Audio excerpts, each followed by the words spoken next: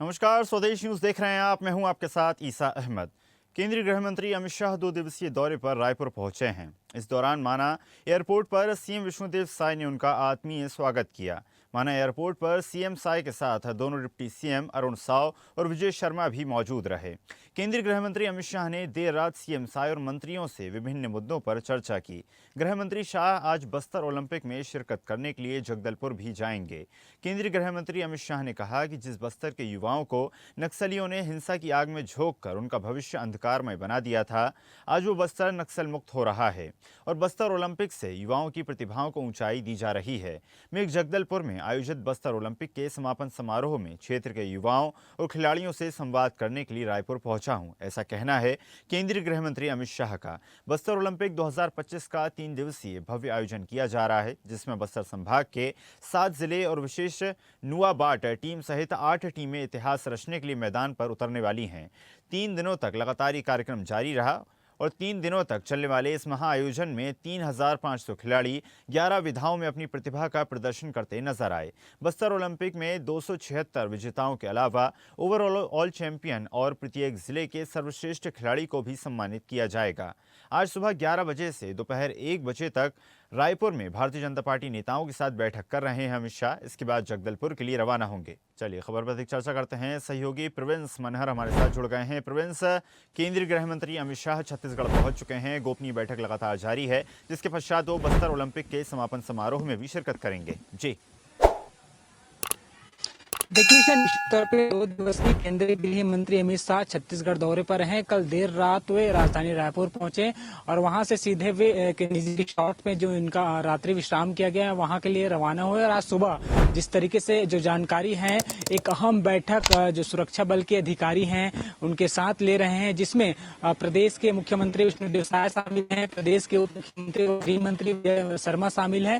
क्योंकि जिस तरीके से छत्तीसगढ़ में नक्सलवाद को लेकर जो प्रहार सुरक्षा बलों के द्वारा जारी है, इसको लेकर जो केंद्रीय गृह मंत्री हैं उन्होंने एक है उस पर तेजी आई और लगातार इनकाउंटर्स होते गए, मुठभेड़ होते गए। इस पे लगातार हमारे जो सुरक्षा बल के जवान हैं उसको कहीं न कहीं सफलता प्राप्त होते गई।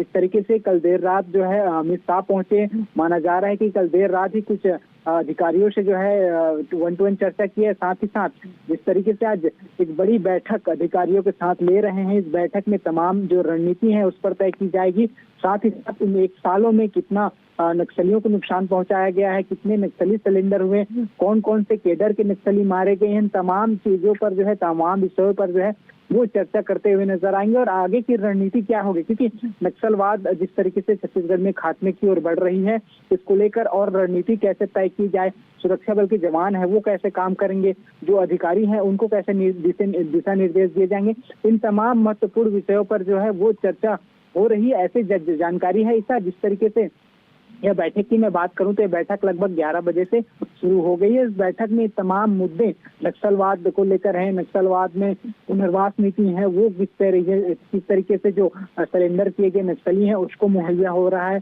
कौन से ऐसे नक्सली कैडर हैं जो अभी भी जो एक्टिव हैं, जो सरेंडर नहीं किए हैं, उसको किस तरीके से मुख्य धारा में जुड़वाया जाए। ये तमाम विषयों पर जो अधिकारी हैं सुरक्षा बल के उनसे जो है चर्चा करते हुए नजर आएंगे।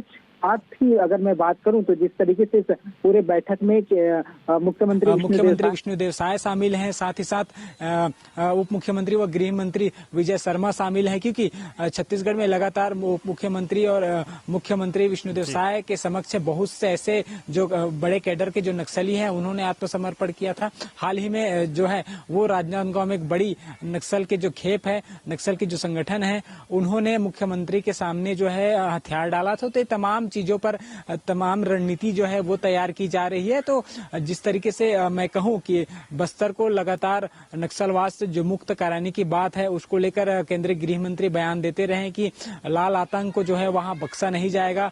उन्होंने जब पिछले बार जब बस्तर ओलंपिक के जो समापन है उस कार्यक्रम में आए थे तब वहां मैं मौजूद था और उस जगदलपुर के उस मैदान से उन्होंने कहा था कि हम जो है नक्सलवाद को छत्तीसगढ़ से 2026 तक खत्म कर देंगे और जो वो ऐसे नक्सली हैं जो मुख्य धारा से जुड़ना चाहते हैं उनका स्वागत करते हैं और ऐसे जो नक्सली हैं जो सरेंडर नहीं करना चाहते उसको जवाब भी दिया जाएगा। और इसी का जो परिणाम है एक तरह से कह सकते हैं कि जिस तरीके से एक साल में करीबन इतना मुठभेड़ हुई, इसमें लगातार जो है वो नक्सलियों को नुकसान पहुंचा है। बड़े कैडर के नक्सली जैसे हिडमा जैसे नक्सलियों को जो है सुरक्षा बलों ने मार गिराया। ये कहीं ना कहीं एक तरफ नक्सलवाद को लेकर जो खात्मे की ओर सरकार बढ़ रही है उसी का एक सफल परिणाम भी कह सकते हैं, क्योंकि मैंने जैसे कहा कि पिछले साल जब केंद्रीय गृह मंत्री जगदलपुर से कहा था कि 2026 तक नक्सलवाद खत्म करने की बात कही थी, अब वो जो डेट लाइन है वो बहुत कम समय रह गया है, क्योंकि दिसंबर का महीना चल रहा है और आने वाले 3-4-5 महीनों में जिस तरीके से जो डेडलाइन है वो कवर करना है। तो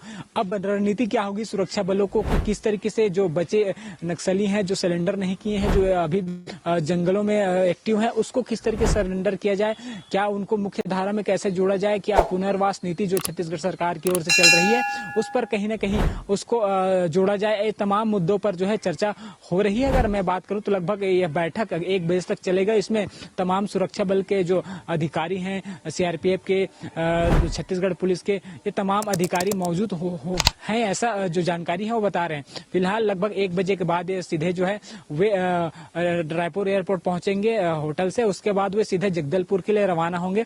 और जगदलपुर में जिस तरीके से बस्तर ओलंपिक खेल का जो है आज समापन है, इस समापन में एक बार फिर से केंद्रीय गृह मंत्री अमित शाह शामिल होते हुए नजर आएंगे। जी ईसा।